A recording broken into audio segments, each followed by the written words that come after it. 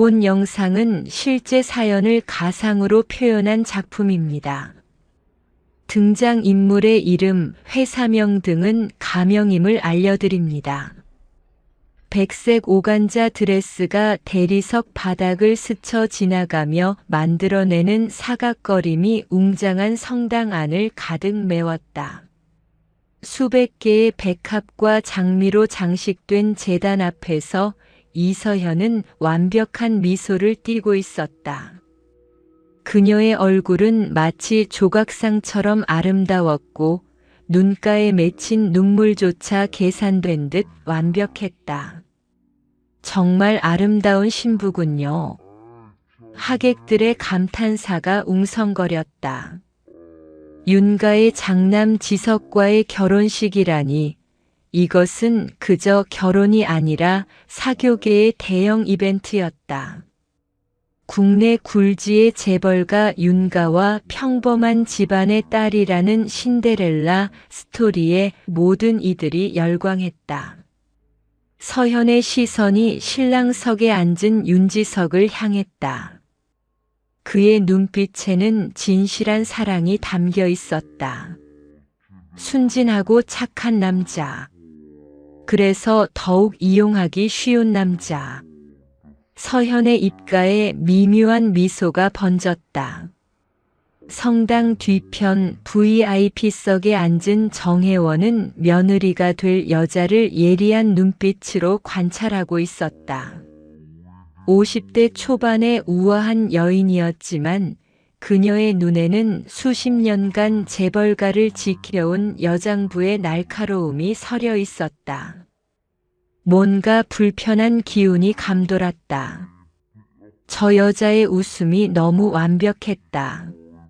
마치 연기하는 것처럼. 사랑하는 지석 씨, 서현 씨를 평생 아끼고 보호하며.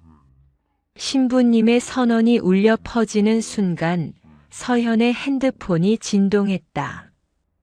부케 사이로 스며든 작은 진동. 그녀는 자연스럽게 손을 움직여 화면을 확인했다. 오늘 밤 우리만의 축하를 해야겠어. 도윤.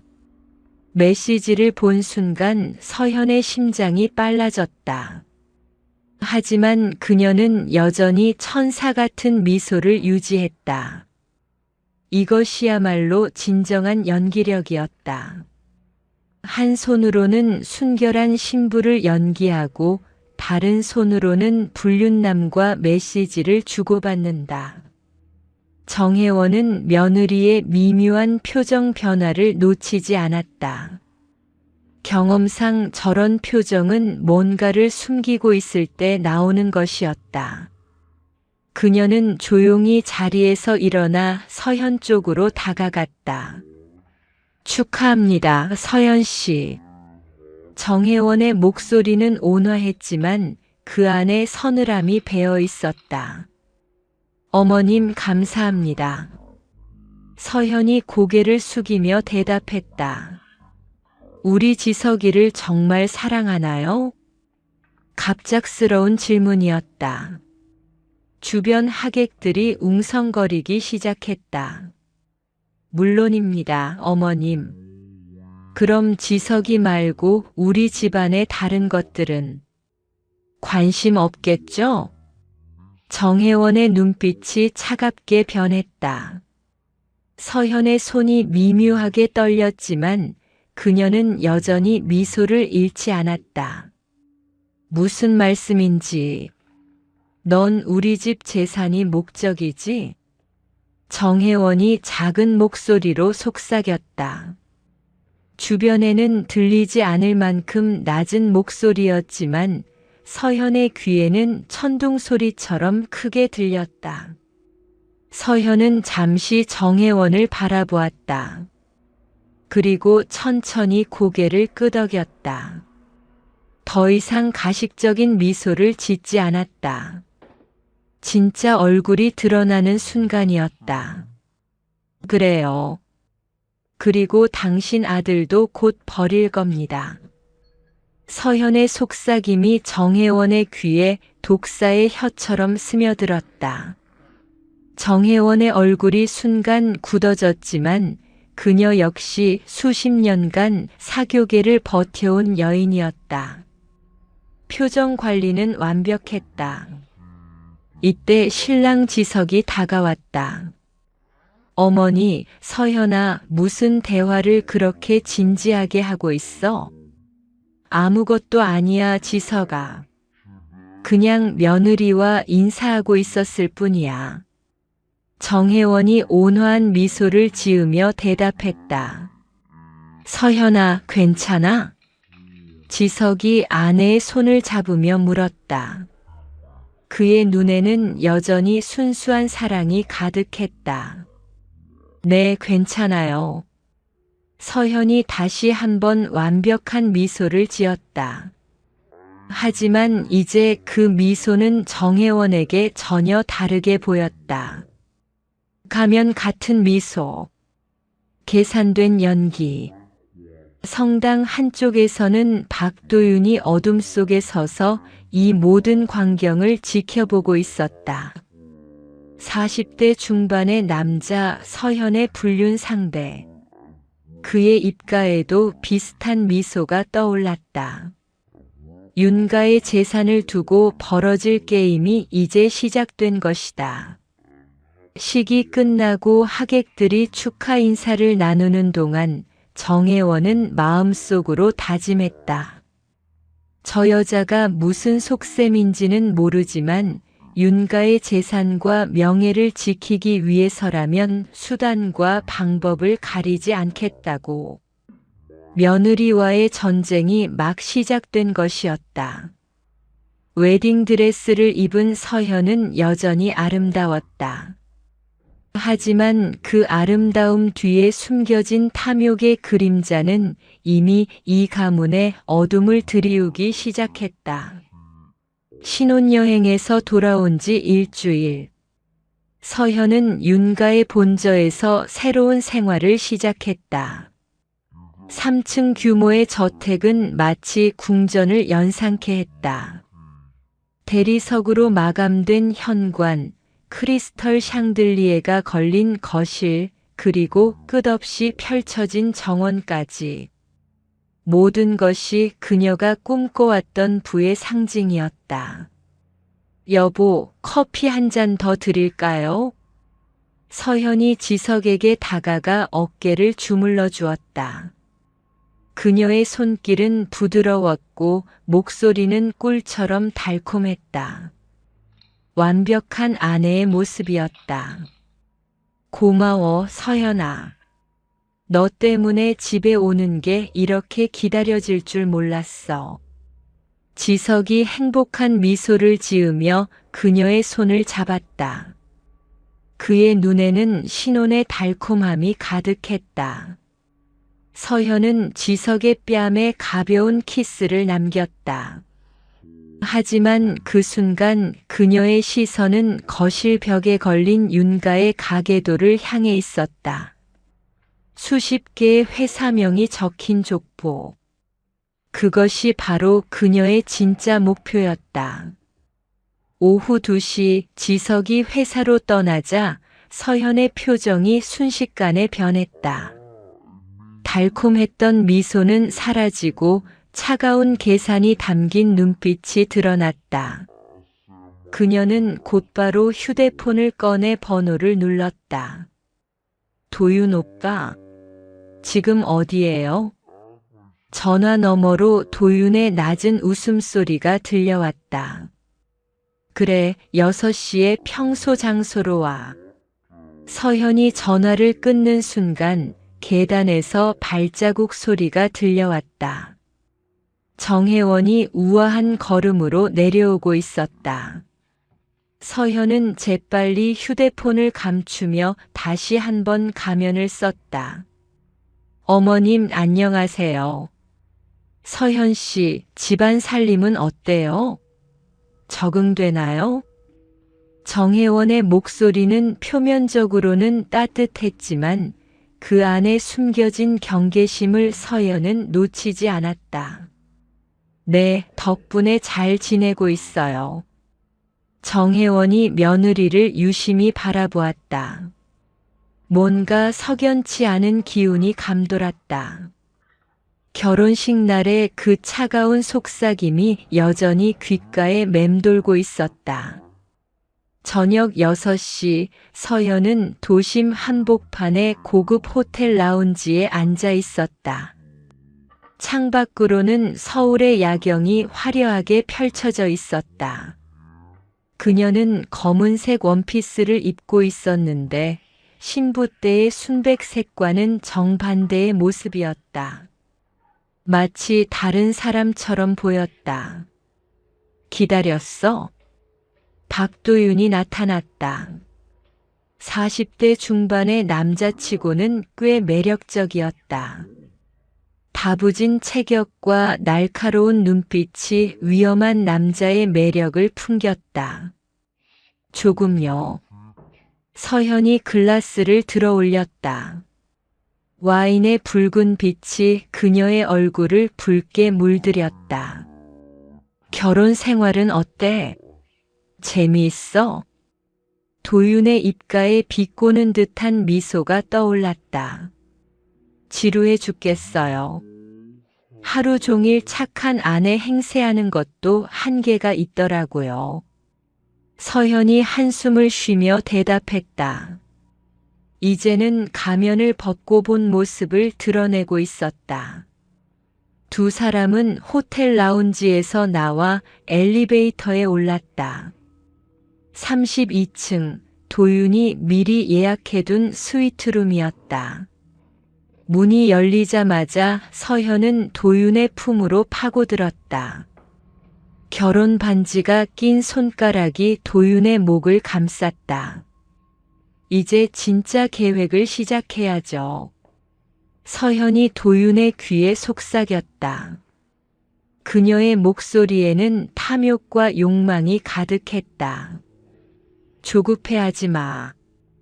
윤가는 만만한 상대가 아니야. 도윤이 그녀의 어깨를 어루만지며 말했다. 특히 정혜원은 예상보다 더 까다로워 보여요. 결혼식 때부터 저를 의심하고 있는 것 같아요. 서현의 표정이 어두워졌다.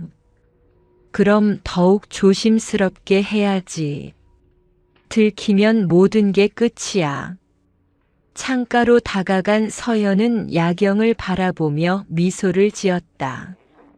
저 아래 반짝이는 불빛들이 모두 자신의 것이 될 날을 상상했다. 도윤은 침대 가장자리에 앉아 그런 그녀를 바라보았다. 탐욕에 눈이 먼 여자. 하지만 그래서 더욱 매력적이었다. 한편 윤가의 저택에서는 지석이 아내가 없는 빈 거실을 바라보며 혼자 저녁을 먹고 있었다.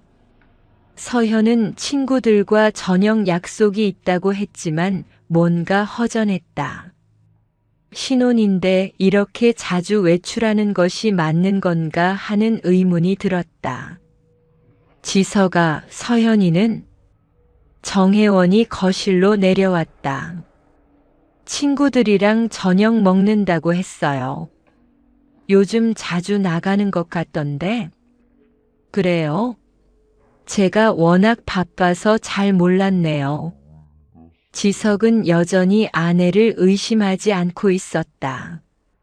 하지만 정혜원의 마음속에는 불안감이 점점 커져가고 있었다. 결혼 전 서현의 신상을 조사했을 때도 뭔가 이상했다. 너무 완벽한 이력이었다. 마치 누군가 의도적으로 만들어 놓은 것 같은. 밤 11시 서현이 집으로 돌아왔다. 그녀의 머리는 약간 흐트러져 있었고 립스틱도 지워진 상태였다. 하지만 현관문을 열면서부터 그녀는 다시 완벽한 아내로 변신했다. 가방 속에서 립스틱을 꺼내 재빨리 발라 바른 뒤 머리를 정돈했다. 여보, 아직 안 주무셨어요? 서현아, 어디 갔다 왔어? 늦었네. 지석이 소파에서 일어나며 그녀를 맞았다. 친구들이랑 오랜만에 만나니까 시간 가는 줄 몰랐어요. 미안해요. 서현이 지석의 품에 안기며 말했다. 그녀의 몸에서는 이상한 향기가 났다. 남자의 향수 냄새였다. 하지만 그것보다 더 짙은 것은 죄책감 없는 그녀의 태도였다. 마치 이 모든 일이 당연한 것처럼 행동하고 있었다. 지석은 그 냄새를 맡았지만 의심하지 않았다. 아마 친구들과 함께 있던 곳의 냄새려니 생각했다. 하지만 2층 복도에서 이 모든 것을 지켜보던 정혜원의 눈빛은 점점 더 날카로워지고 있었다. 서현의 이중 생활이 본격적으로 시작되었다. 낮에는 완벽한 며느리, 밤에는 탐욕스러운 불륜녀. 그녀는 두 개의 얼굴을 자유자재로 바꿔가며 자신의 목적을 향해 한 발씩 나아가고 있었다. 하지만 완벽해 보이는 가면에도 균열이 생기기 마련이었다.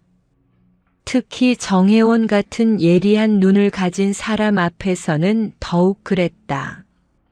서현은 침실로 올라가면서 가슴속 깊은 곳에서 치밀어 오르는 쾌감을 느꼈다.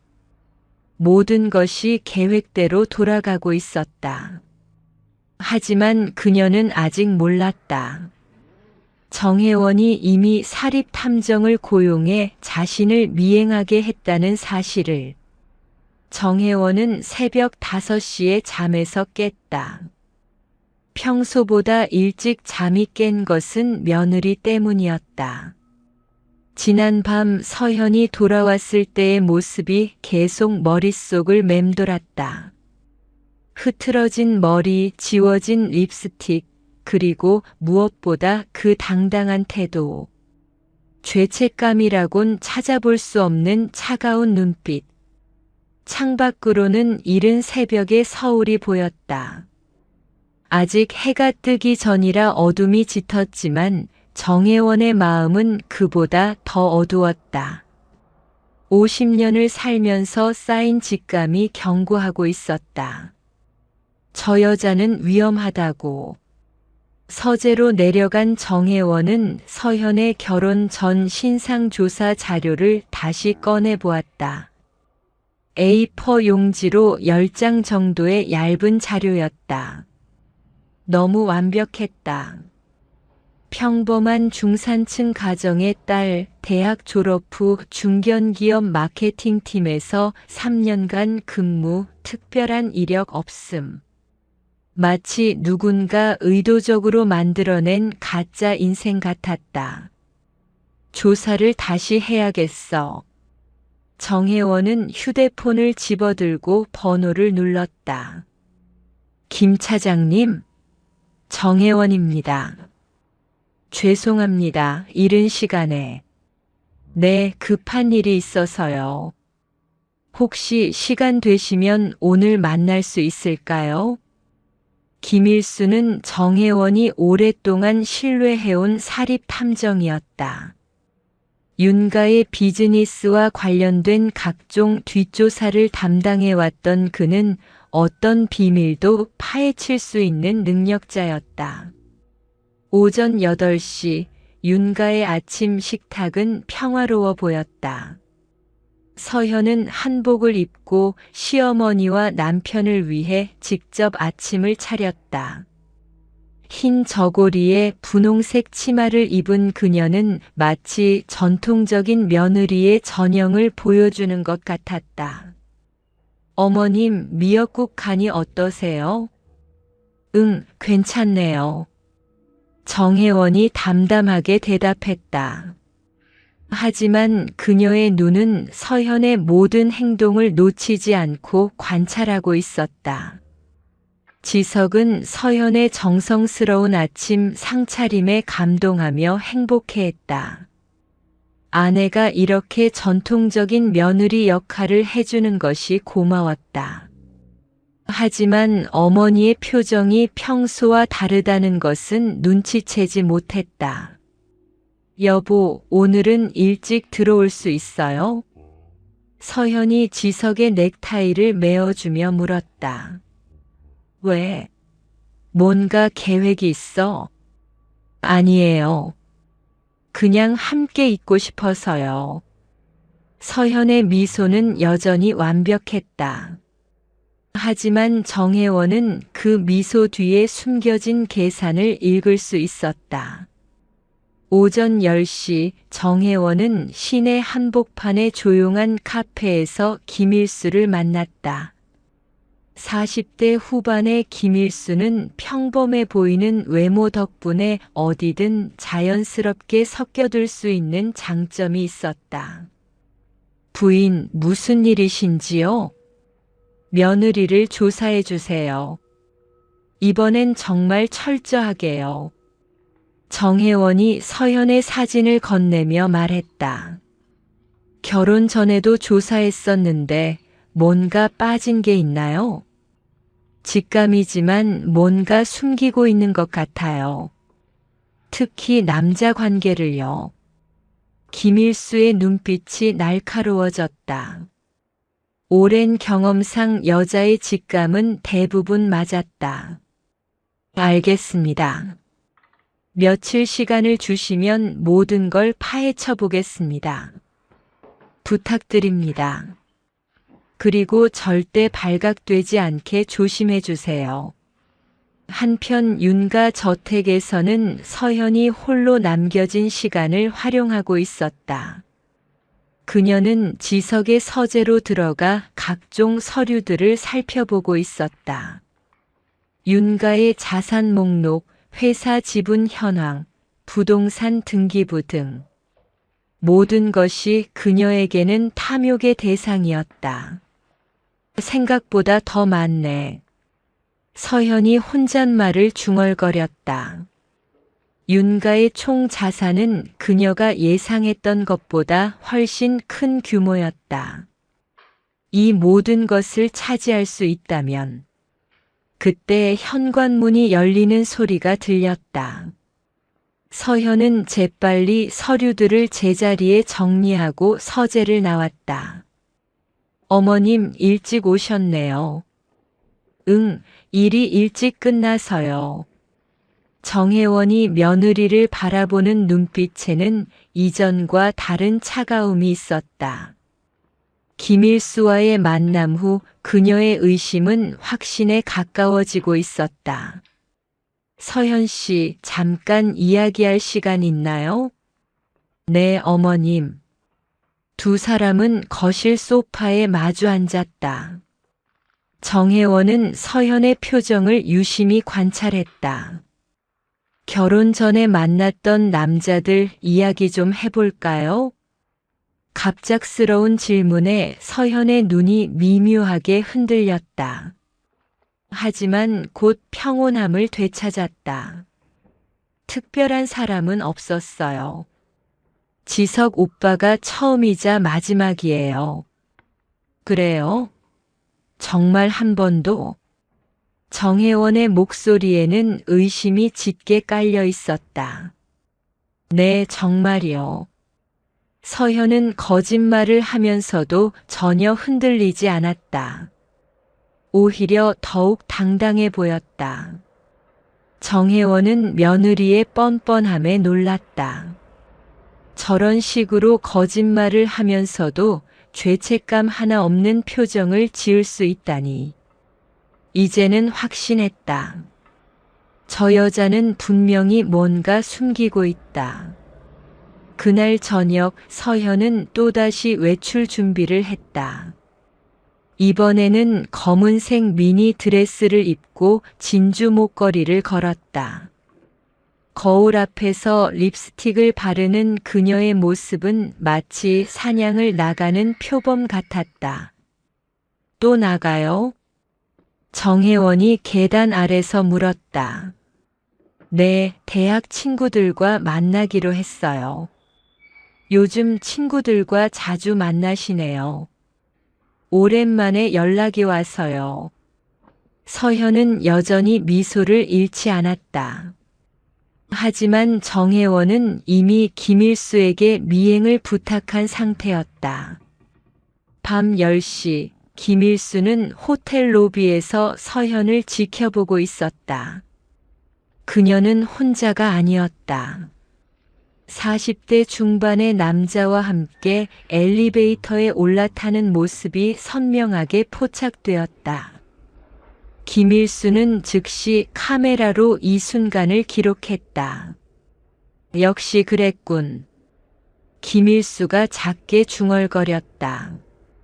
오랜 경험상 이런 상황은 뻔했다. 그는 호텔 직원에게 적당한 돈을 건네고 서현이 올라간 층수를 확인했다. 32층 스위트룸. 김일수는 호텔 복도에서 대기하며 추가 증거를 수집하기 시작했다. 한편 윤가 저택에서는 정혜원이 잠 못 이루는 밤을 보내고 있었다. 김일수로부터 온 첫 번째 보고가 그녀의 예상을 확인해 주었다.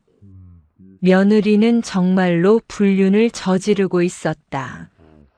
저 여자가 감히. 정혜원의 주먹이 꽉 쥐어졌다.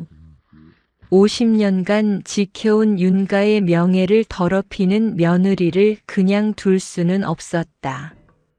하지만 성급하게 행동해서는 안 되었다.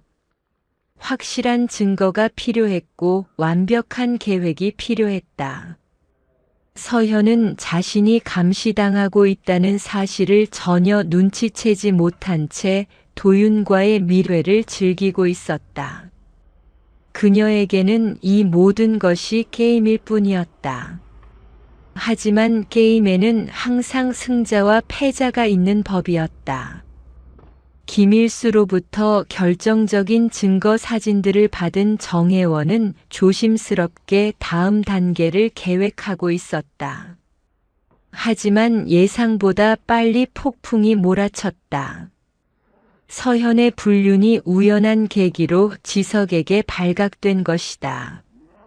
그날 오후 지석은 갑작스러운 회의 취소로 일찍 집에 돌아왔다. 서현에게 깜짝 선물을 주고 싶어서 미리 연락하지 않았던 것이 화근이었다. 집에 도착한 지석은 아내가 보이지 않자 이상하게 생각했다. 평소 이 시간이면 집에 있어야 하는데. 가정부에게 물어보니 서현은 오후 1시경 외출했다고 했다. 지석은 휴대폰으로 아내에게 연락을 시도했지만 받지 않았다. 뭔가 불안한 마음이 들었다. 그때 거실 소파 틈새에서 작은 종이가 떨어져 나왔다. 호텔 키카드였다. 롯데호텔이라는 글씨가 선명했다. 지석의 심장이 빨라지기 시작했다. 왜 아내가 호텔 키카드를 가지고 있는 것일까? 직감적으로 뭔가 잘못되었다는 것을 느낀 지석은 곧바로 차를 몰고 호텔로 향했다. 가는 내내 아내를 의심하는 자신이 부끄러웠지만 마음속 불안감은 점점 커져만 갔다.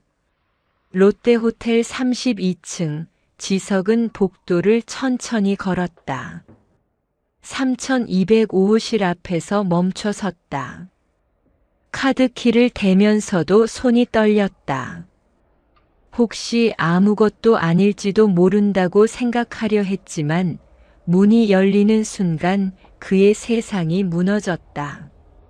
침대 위에서 서현과 모르는 남자가 뒤엉켜 있었다.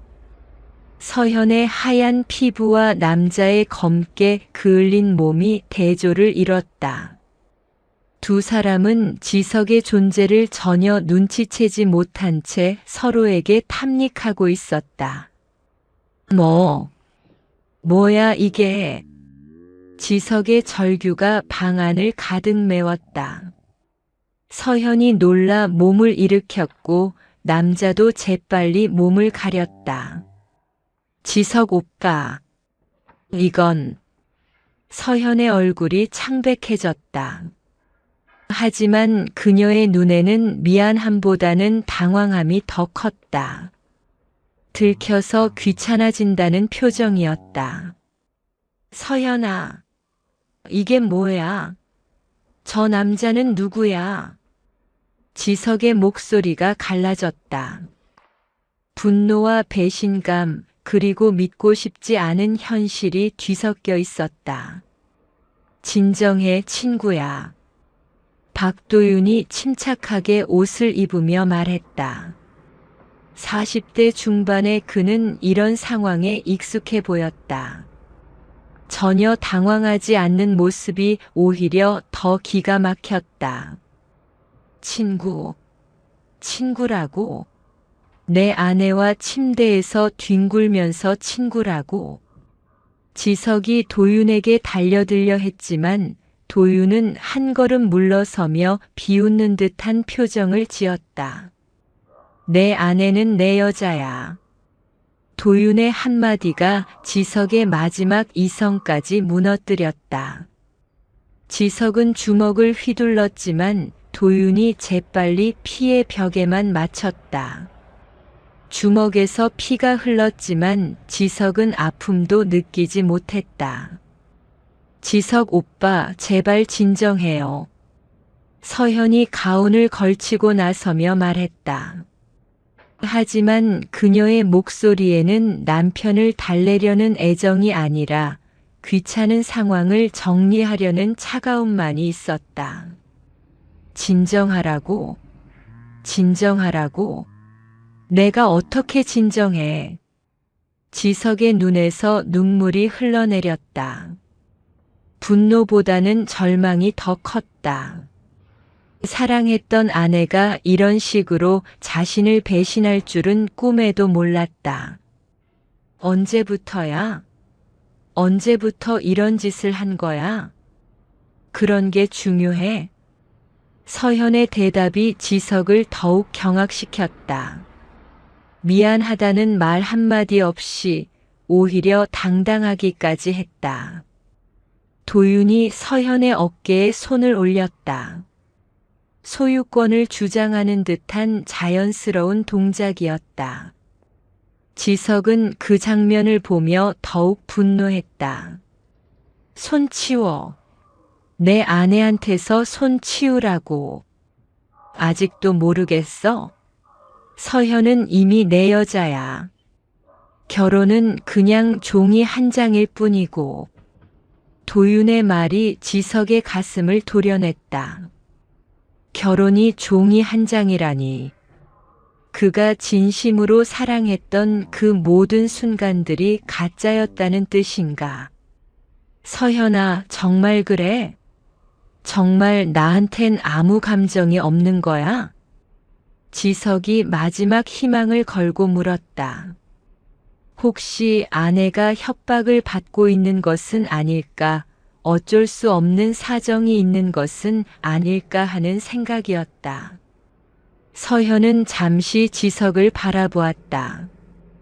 그의 눈에는 여전히 자신을 향한 사랑이 가득했다. 순진하고 착한 남자. 그래서 더욱 이용하기 쉬웠던 남자. 하지만 이제는 필요 없었다. 미안해요, 지석 오빠. 하지만 사랑은 어쩔 수 없는 거잖아요. 서현의 말은 거짓이었다. 그녀에게 도윤은 사랑이 아니라 공범이었다. 윤가의 재산을 차지하기 위한 동업자일 뿐이었다. 하지만 지석은 그런 진실을 알 리 없었다. 좋아. 그럼 이혼하자. 지석이 소리쳤다. 하지만 그의 목소리는 분노보다는 절망에 가까웠다. 이혼? 서현의 눈빛이 변했다. 이혼은 그녀의 계획에 없었다. 윤가의 재산을 차지하기 위해서는 며느리 자격을 유지해야 했다. 지석 오빠, 너무 성급하게 결정하지 마세요. 우리 다시 얘기해봐요. 갑자기 서현의 태도가 부드러워졌다. 하지만 지석은 이미 모든 것을 포기한 상태였다. 얘기할 것도 없어. 내일 당장 이혼 서류를 준비하겠어. 지석이 돌아서려는 순간 도윤이 뒤에서 말했다. 그게 좋겠어. 서현이도 그런 걸 바라고 있었거든. 지석이 뒤돌아보았다. 도윤은 여전히 비웃고 있었고 서현은 복잡한 표정을 짓고 있었다. 도윤 오빠. 서현이 도윤을 제지했지만 이미 늦었다. 도윤의 말에 지석의 마지막 희망마저 산산조각 났다. 지석은 더 이상 아무 말도 하지 않고 방을 나섰다. 복도를 걸으며 그는 자신의 인생이 완전히 망가져 버렸다는 것을 실감했다. 사랑했던 아내, 믿었던 결혼, 모든 것이 거짓이었다. 엘리베이터 안에서 지석은 주저앉았다. 눈물이 멈추지 않았다. 하지만 슬픔보다는 분노가 더 컸다. 자신을 이렇게 만든 서현과 도윤을 절대 용서할 수 없었다. 호텔 방에 남겨진 서현과 도윤은 서로를 바라보았다. 왜 그런 말을 했어요? 이혼은 안 된다고 했잖아요. 너무 순진한 남편을 보니까 화가 나서. 걱정하지 마, 방법은 있어. 도윤이 서현을 안으며 속삭였다. 하지만 서현의 마음은 불안했다. 계획에 차질이 생기기 시작한 것이다. 호텔에서의 참사 이후 사흘이 지났다. 윤가의 저택은 전쟁터를 방불케 했다. 지석은 집에 들어오지 않았고 서현은 마치 아무 일도 없었다는 듯 일상을 유지하려 애썼다. 하지만 정혜원의 차가운 시선이 그녀를 따라다녔다. 서현 씨, 지석이는 언제 들어올 예정인가요? 정혜원이 아침 식탁에서 물었다. 그녀의 목소리는 평온했지만 그 안에 담긴 분노는 서현도 느낄 수 있었다. 곧 들어올 거예요. 일이 바빠서 그런 것 같아요. 서현은 여전히 거짓말을 늘어놓았다. 하지만 이제는 예전처럼 자연스럽지 않았다. 목소리에 미묘한 떨림이 섞여 있었다. 정혜원은 이미 김일수로부터 모든 것을 보고받은 상태였다. 며느리의 불륜 현장 사진들, 그리고 지석이 호텔에 나타났다가 절망에 빠져나온 장면까지. 모든 것이 명확했다. 그런데 서현 씨, 혹시 우리 지석이한테 할 말은 없나요? 정혜원의 질문에 서현의 손이 미묘하게 떨렸다. 컵을 들고 있던 손에서 차가 살짝 흔들렸다. 무슨 말씀이세요? 글쎄요. 부부 사이에 서로 할 말이 있을 법도 한데. 정혜원의 눈빛이 날카로워졌다. 그녀는 며느리의 반응을 하나하나 관찰하고 있었다. 한편 지석은 친구의 집에서 지내며 절망과 분노 사이를 오가고 있었다. 술에 취해 잠들고 깨어나면 다시 현실의 잔혹함을 마주해야 했다. 사랑했던 아내가 다른 남자와 침대를 나누던 그 충격적인 장면이 머릿속에서 지워지지 않았다. 형, 정말 이혼할 거야? 친구가 조심스럽게 물었다. 당연하지. 그런 여자와 어떻게 살아? 지석의 목소리는 쇠처럼 차가웠다. 하지만 그 안에는 여전히 상처받은 아이의 모습이 숨어 있었다. 오후 2시 서현은 도윤과의 만남을 위해 외출했다. 이번에는 도심 외곽의 조용한 펜션이었다. 김일수의 감시를 의식한 것이었지만 그의 추정망을 벗어나기에는 역부족이었다. 상황이 심각해졌어. 서현이 도윤의 품에 안기며 말했다. 그녀의 목소리에는 처음으로 불안감이 섞여 있었다. 지석이 이혼을 원한다면서? 그뿐만이 아니에요. 시어머니가 뭔가 눈치챈 것 같아요. 도윤의 표정이 굳어졌다. 정혜원은 만만한 상대가 아니었다. 재벌가의 안주인으로 수십 년을 버텨온 여인이었다. 그럼 계획을 앞당겨야겠어. 무슨 계획이요? 윤태준 회장의 재산을 우리 것으로 만드는 계획 말이야. 도윤이 서현의 허리를 감싸며 속삭였다. 그의 눈에는 탐욕이 번뜩였다. 서현은 도윤의 말에 가슴이 뛰었다. 드디어 본격적인 사냥이 시작되는 것이었다. 윤가의 막대한 재산, 그 모든 것이 자신의 것이 될 수 있다면 어떻게 할 거예요? 일단 이혼은 막아야 해. 며느리 자격이 없으면 아무것도 할 수 없거든. 도윤이 침대에서 일어나 창밖을 바라보며 말했다. 하지만 지석 오빠가 워낙 화가 나 있어서. 그럼 다른 방법을 써야지. 도윤의 입가에 음험한 미소가 떠올랐다. 그는 이미 계획을 세우고 있었다. 윤태준 회장은 가문의 명예를 무엇보다 중시하는 사람이야. 며느리의 불륜이 세상에 알려지는 것을 원하지 않을 거야. 그래서요. 협박하는 거야. 조용히 이혼해주는 대신 적당한 위자료를 받고 물러나겠다고. 서현의 눈이 번뜩였다. 하지만 곧 의문이 들었다. 그럼 결국 아무것도 못 얻는 거 아니에요? 아니야. 그건 1단계일 뿐이야. 도윤이 서현을 다시 침대로 끌어당겼다. 위자료로 적당한 돈을 받은 다음 윤가의 약점을 계속 파고들어. 내가 도와줄게. 무슨 약점이요? 모든 재벌가에는 숨겨진 비리가 있어. 탈세든 부정거래든 뭔가는 있을 거야. 도윤의 계획은 치밀했다.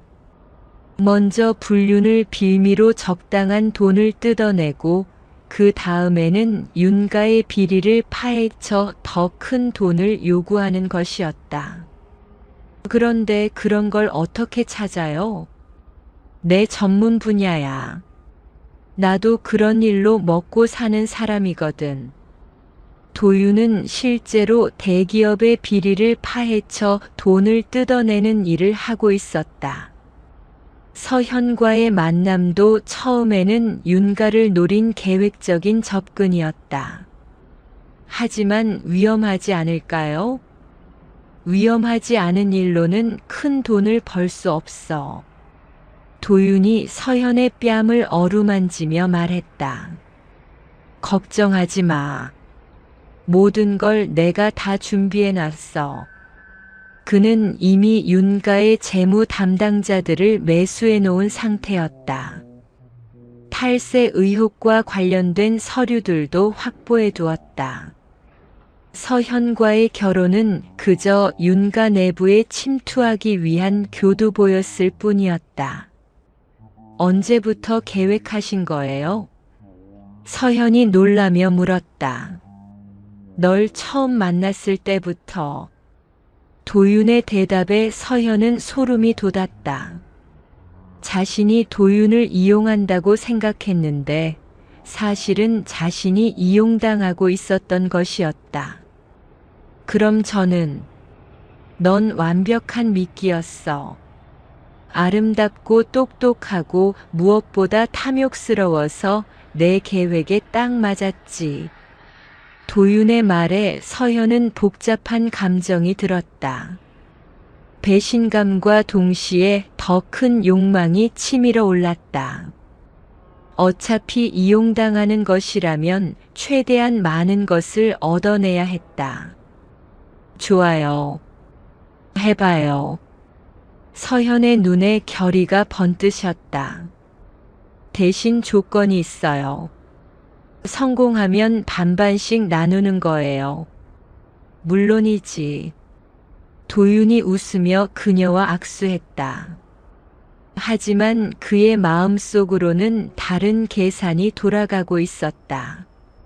서현 따위는 일이 끝나면 언제든 버릴 수 있는 말이었다.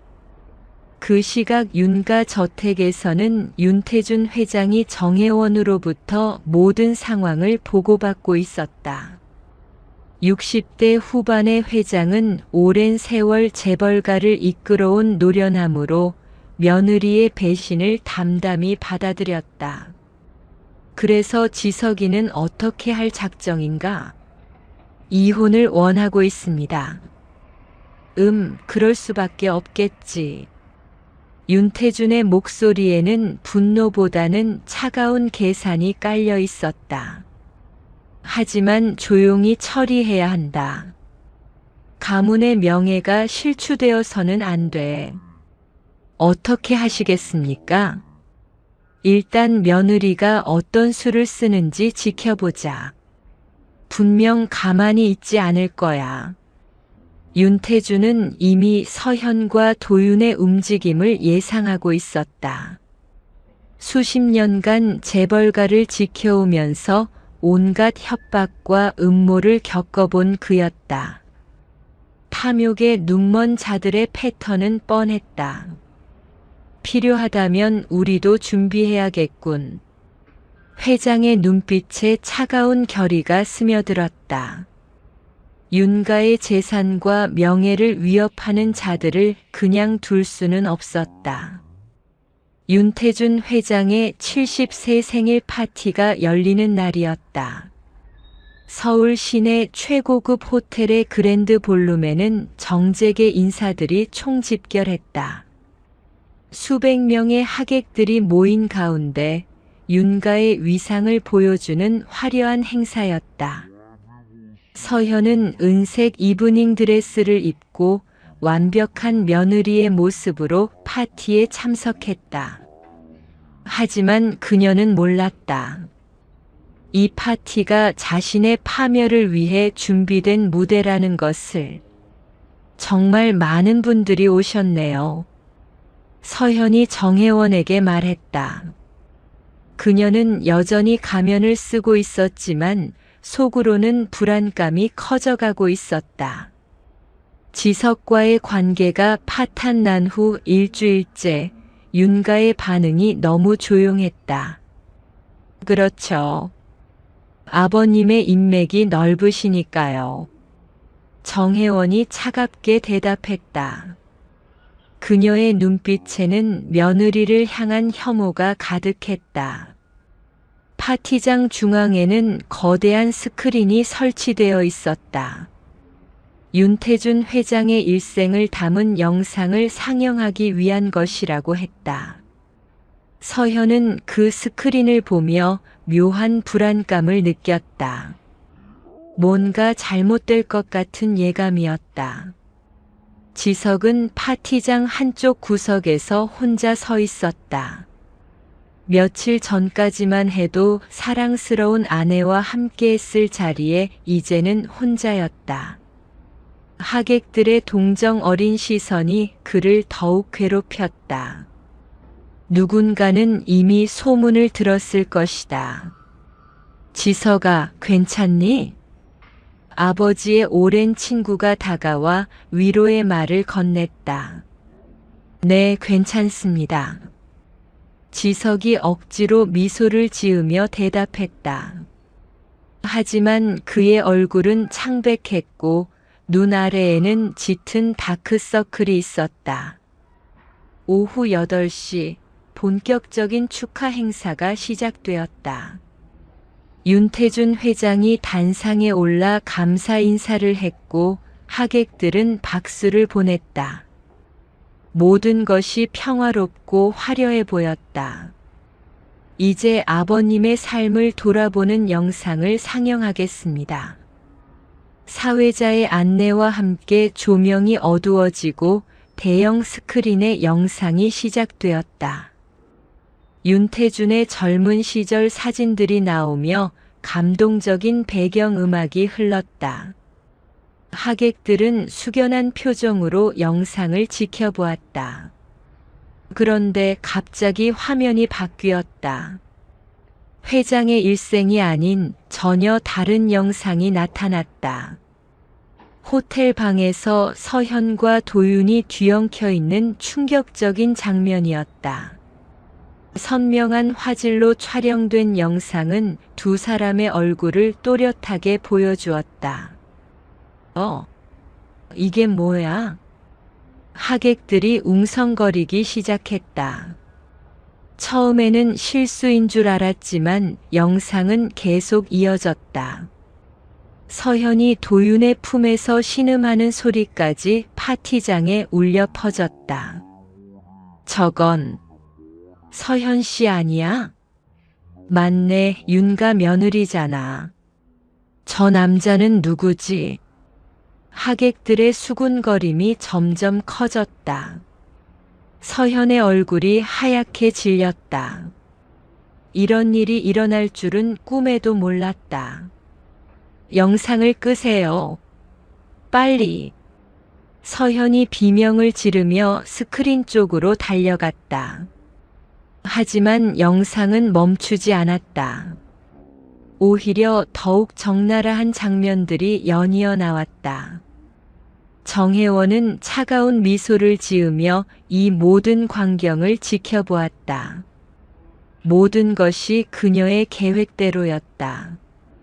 김일수가 촬영한 증거 영상을 이용해 며느리를 완전히 매장시키는 것이었다.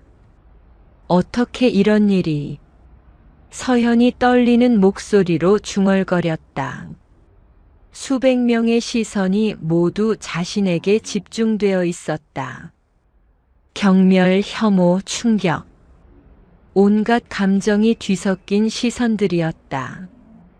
윤태준 회장이 단상에서 일어섰다. 그의 얼굴에는 분노가 가득했지만 목소리는 놀랍도록 차분했다. 여러분, 죄송합니다. 기술적인 문제가 발생한 것 같습니다. 회장의 신호로 직원들이 재빨리 스크린을 끄고 조명을 켰다. 하지만 이미 너무 늦었다. 모든 하객들이 그 충격적인 영상을 봐버린 것이다. 서현. 지석이 아내에게 다가왔다. 그의 얼굴에는 분노보다는 깊은 절망이 어려 있었다. 개인적인 치욕이 이렇게 공개적으로 드러날 줄은 몰랐다. 지석 오빠. 이건 제가 한 게 아니에요. 서현이 변명했지만 그 누구도 믿지 않았다. 영상 속의 그녀는 분명했다. 하객들 사이에서 웅성거림이 계속되었다. 휴대폰을 꺼내 사진을 찍는 사람들도 있었다. 내일이면 모든 언론사에서 이 사건을 다룰 것이 분명했다. 여러분, 파티는 여기서 마치겠습니다. 윤태준이 차가운 목소리로 선언했다. 가족 문제로 인해 불편을 끼쳐드려 죄송합니다. 하객들이 하나둘씩 빠져나가기 시작했다. 모두들 수군거리며 뒤를 돌아보았다. 이런 스캔들은 사교계에서 몇 년간 화제거리가 될 것이었다. 서현 씨, 따라오세요. 정혜원이 며느리에게 명령했다. 그녀의 목소리에는 더 이상 온화함이 없었다. 차가운 분노만이 남아 있었다. 서현은 떨리는 다리로 정혜원을 따라갔다.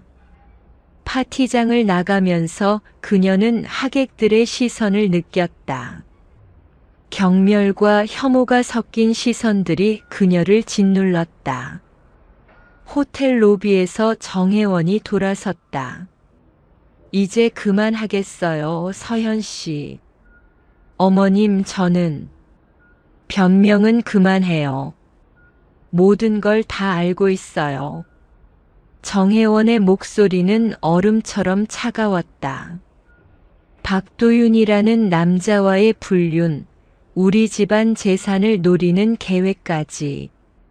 서현의 얼굴이 더욱 창백해졌다. 정말로 모든 것이 발각된 것이었다. 어떻게? 당신들이 생각하는 것보다 우리는 훨씬 치밀해요.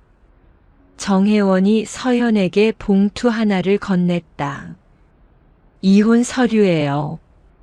서명하고 이 집에서 나가세요. 영원히. 서현이 봉투를 받으며 손이 떨렸다.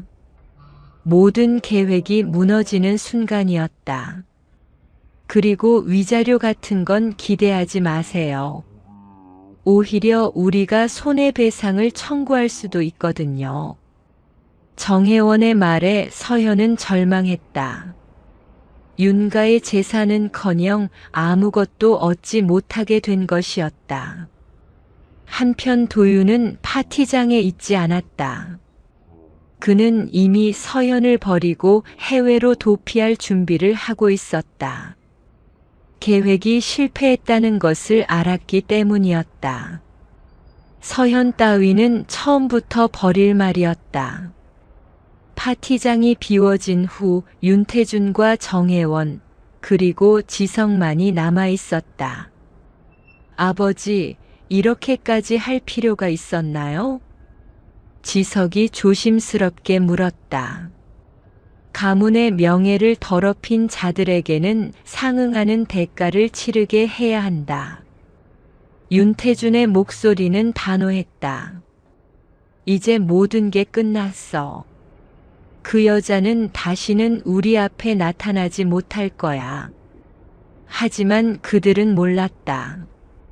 서현의 복수가 이제 막 시작될 것이라는 사실을. 모든 것을 잃은 여자의 분노가 얼마나 무서운지를. 파티장에서의 참사 이후 사흘이 지났지만 서현은 여전히 윤가 저택을 떠나지 않고 있었다. 정혜원이 건넨 이혼 서류는 찢어진 채 바닥에 흩어져 있었다. 서현의 방에는 술병들이 굴러다녔고 그녀의 모습은 처참했다. 한때 완벽했던 외모는 온데간데 없고 머리는 헝클어져 있었으며 눈은 충혈되어 있었다. 나가라고 했는데 왜 아직 여기 있는 거예요? 정혜원이 서현의 방문을 열고 들어왔다. 그녀의 목소리에는 참을 수 없다는 듯한 분노가 담겨 있었다. 여기가 제 집이에요. 서현이 바닥에 앉은 채 중얼거렸다. 그녀의 목소리는 쉬어 있었고 눈빛은 초점을 잃고 있었다. 집이라고? 웃기지 마세요. 정혜원이 서현을 내려다보며 말했다. 한때 아름다웠던 며느리의 몰골을 보니 측은함보다는 혐오감이 더 컸다. 서현은 천천히 일어나 정혜원을 바라보았다. 그녀의 눈에는 더 이상 계산이나 가식이 없었다. 오직 원초적인 분노만이 타오르고 있었다. 알겠어요. 나가라는 거죠? 좋아요. 서현이 갑자기 웃기 시작했다. 하지만 그 웃음소리는 섬뜩했다. 마치 이성을 잃은 사람의 웃음 같았다. 하지만 혼자는 못 가요. 다 같이 무너져야죠. 서현의 말에 정혜원의 표정이 굳어졌다. 뭔가 불길한 예감이 들었다. 그 순간 서현은 가방에서 두꺼운 파일을 꺼냈다. 그 안에는 윤가의 탈세 증거들과 비리 자료들이 들어 있었다. 도윤이 미리 준비해둔 것들이었다. 이게 뭔지 아세요? 서현이 파일을 흔들며 말했다. 윤가의 모든 비리예요. 탈세, 부정거래, 정치인 매수. 정말 많은 게 들어있어요. 정혜원의 얼굴이 창백해졌다. 설마 그런 것들이 정말 있을 줄은 몰랐다. 거짓말이겠죠. 그럴까요? 한번 확인해 보실래요? 서현이 파일 중 한 장을 꺼내 보여주었다. 윤태준의 서명이 들어간 비자금 조성 관련 서류였다. 정혜원은 그 서류를 보는 순간 모든 것을 깨달았다. 서현과 도윤의 접근이 처음부터 계획된 것이었다는 사실을. 어디서 이런 걸? 도윤 오빠가 준비해 주셨어요. 정말 능력자더라고요. 서현의 눈에 광기가 번뜩였다. 이제 선택하세요. 조용히 협상하실 건가요? 아니면 이 모든 게 세상에 공개되길 원하시나요? 그때 지석이 방으로 들어왔다. 며칠 전부터 집에 들어오지 않던 그가 이혼 서류에 서명하러 온 것이었다. 서현, 이제 그만. 지석의 말이 채 끝나기도 전에 서현이 그를 바라보았다. 한때 사랑한다고 거짓말했던 남자, 지금은 그 모든 것이 혐오스러웠다. 지석 오빠도 오셨네요. 잘 됐어요. 서현이 다시 파일을 흔들며 말했다. 이 자료들이 언론에 공개되면 윤가는 완전히 끝나요. 회사는 망하고 회장님은 감옥에 가시겠죠. 지석의 얼굴이 굳어졌다. 아내의 배신도 모자라 이제는 가문까지 위협하고 있었다. 뭘 원해? 돈이요. 100억. 서현의 요구에 정혜원과 지석이 동시에 놀랐다. 100억이라고? 네. 그 정도는 되어야 입을 다물고 살 수 있을 것 같아요. 서현의 목소리는 차가웠다. 이제는 완전히 다른 사람이 된 것 같았다. 미쳤구나. 지석이 중얼거렸다. 한때 사랑했던 아내가 이런 괴물이었다니. 미쳤다고요? 당연하죠. 이 집 때문에 미쳤으니까. 서현이 히스테릭하게 웃었다. 완벽한 며느리를 연기하느라, 착한 아내를 연기하느라 얼마나 힘들었는지 아세요? 그녀의 목소리에는 분노와 원망이 가득했다. 그런데 결국 이런 식으로 버려지다니. 정말 기가 막히네요. 정혜원은 서현의 변한 모습을 보며 소름이 돋았다. 저런 여자를 집안으로 들였다니. 돈을 주면 정말 조용히 사라질 거예요? 물론이죠. 저도 이런 곳에서 더 이상 살고 싶지 않거든요. 서현의 대답에 정혜원은 고민에 빠졌다. 100억은 큰 돈이었지만 가문의 명예와 윤태준의 자유에 비하면 작은 액수였다. 그때 윤태준 회장이 방으로 들어왔다. 그는 복도에서 이 모든 대화를 듣고 있었다. 100억이라. 회장의 목소리는 놀랍도록 차분했다. 네, 회장님. 서현이 도전적으로 회장을 바라보았다. 더 이상 두려워할 것도 없었다. 흥미롭군.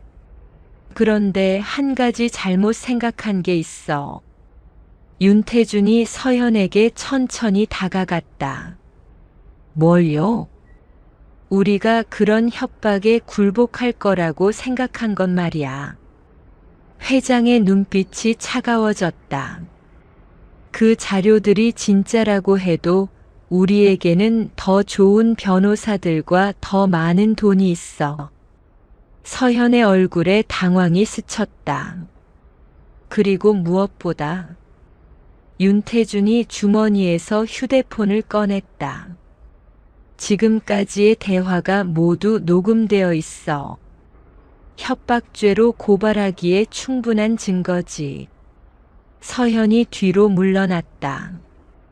계획이 완전히 틀어지고 있었다. 이제 마지막으로 한 번 더 말하겠어. 윤태준의 목소리에 위압감이 실렸다. 당장 이 집에서 나가. 그리고 다시는 우리 앞에 나타나지 마. 서현은 모든 것이 끝났다는 것을 깨달았다. 도윤도 연락이 안 되는 상황에서 혼자서는 윤가를 상대할 수 없었다. 좋아요. 나갈게요. 서현이 파일을 바닥에 던졌다. 하지만 기억하세요. 이건 끝이 아니에요.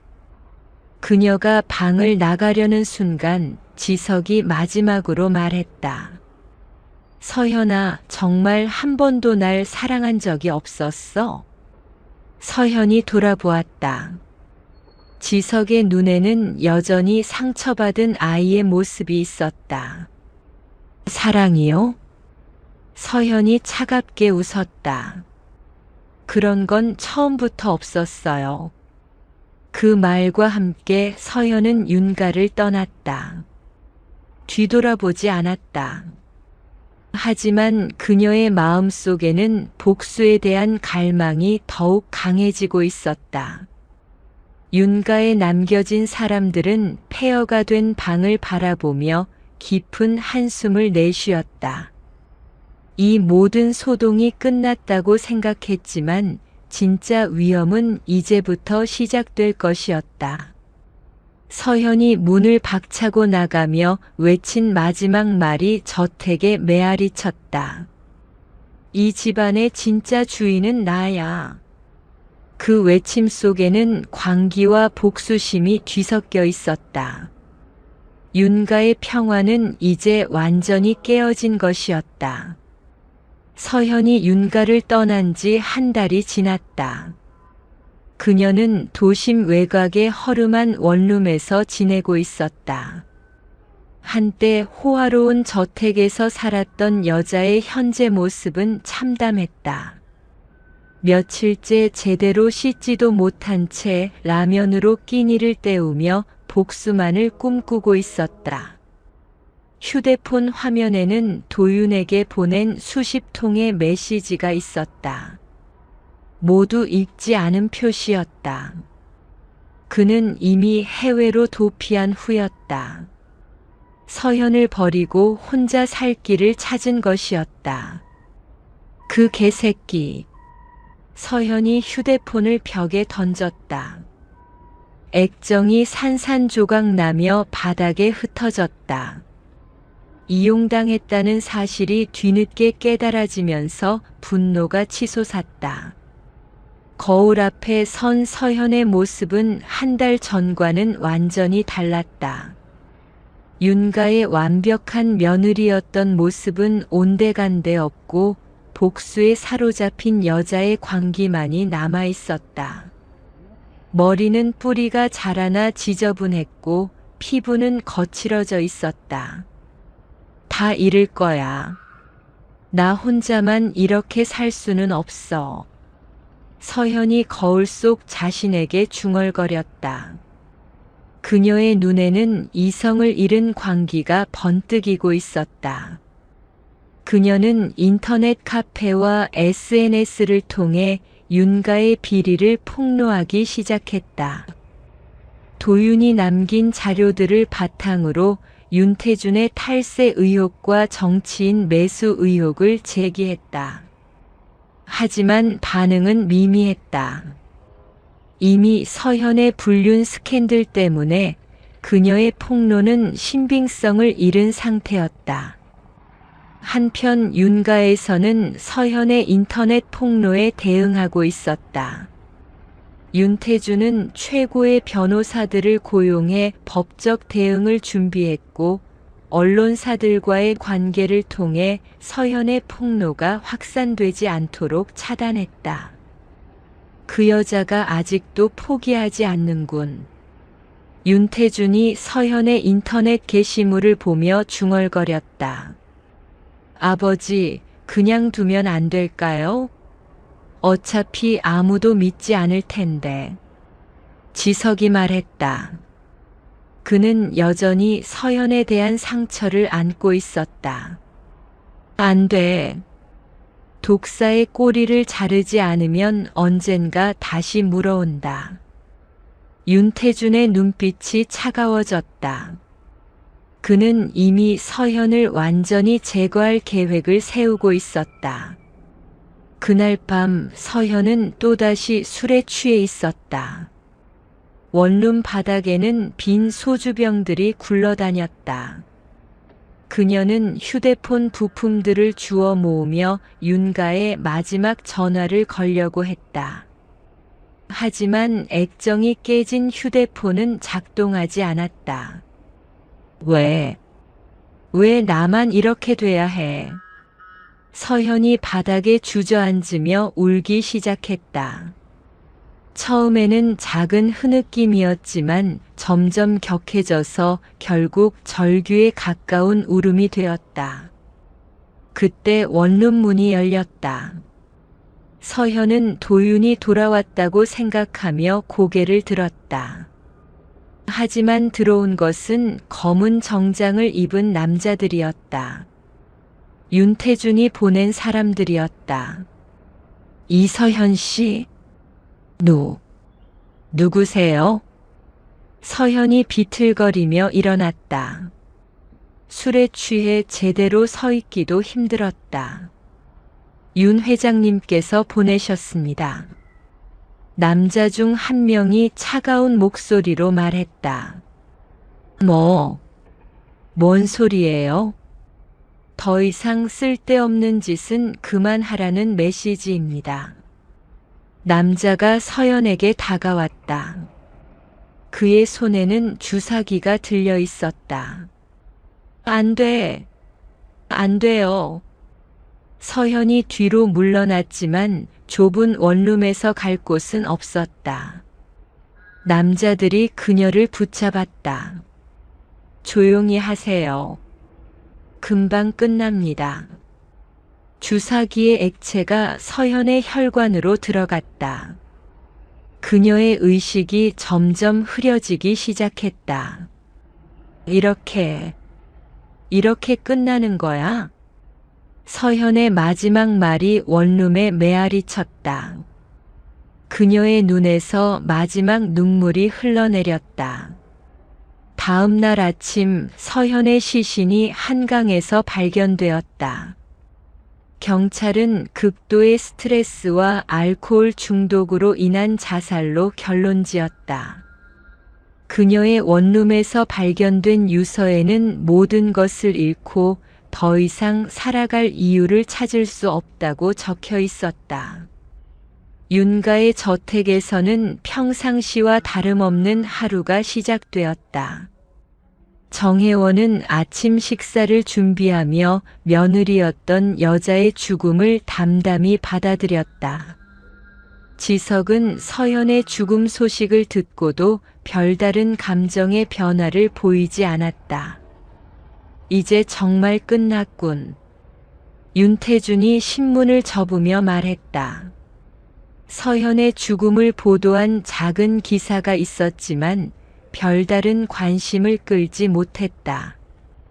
이제 평화로워지겠네요. 정혜원이 차를 따르며 말했다. 하지만 그들은 몰랐다. 서현이 죽기 전에 모든 진실을 담은 동영상을 촬영해 두었다는 사실을. 그 동영상은 자동으로 각종 언론사와 수사기관에 발송되도록 예약되어 있었다. 서현의 마지막 복수가 시작되려 하고 있었다. 영상 속에서 서현은 처참한 몰골로 윤가의 모든 비리를 폭로했다. 탈세 증거, 정치인 매수 내역, 그리고 자신을 죽음으로 내몰 계획까지 모든 것이 생생하게 증언되어 있었다. 이 영상을 보시는 분들께 제가 죽는다면 그것은 윤가의 회장 윤태준 때문입니다. 영상 속 서현의 목소리는 떨리고 있었지만 확신에 차 있었다. 저는 탐욕 때문에 이 가문에 들어왔지만 그들은 저보다 더 큰 악마들이었습니다. 이틀 후 그 영상이 공개되면서 윤가는 완전한 몰락의 길로 접어들었다. 검찰의 대대적인 수사가 시작되었고 윤태준은 구속되었다. 회사들은 하나둘씩 매각되었고 저택도 경매에 넘어갔다. 지석은 아버지의 감옥 면회를 다녀오는 길에 한강을 바라보았다. 서현이 마지막으로 발견된 그곳이었다. 그의 마음속에는 복잡한 감정이 얽혀 있었다. 미움과 동시에 연민, 그리고 묘한 죄책감까지. 결국 넌 이겼구나, 서현아. 지석이 한강을 바라보며 중얼거렸다. 강물은 흐르고 있었다. 모든 것을 휩쓸어가면서 영원히 바다로 향해. 서현의 탐욕으로 시작된 이야기는 모든 것의 파멸로 끝났다. 아무도 승자가 없는 게임이었다. 윤가의 저택 창고에서는 서현이 입었던 웨딩드레스가 먼지를 뒤집어 쓴 채 걸려 있었다. 한때 순백색이었던 드레스는 이제 누렇게 바래어 있었다. 마치 깨진 꿈의 잔해처럼. 깨진 거울 조각들 사이로 석양이 스며들었다. 그 빛 속에서 피 묻은 듯 붉게 물든 드레스가 마지막 미소를 짓는 것 같았다. 탐욕의 신부가 남긴 마지막 흔적이었다. 이야기가 재미있었다면 구독과 좋아요 눌러주시고 주인공에게 응원의 댓글도 부탁드립니다.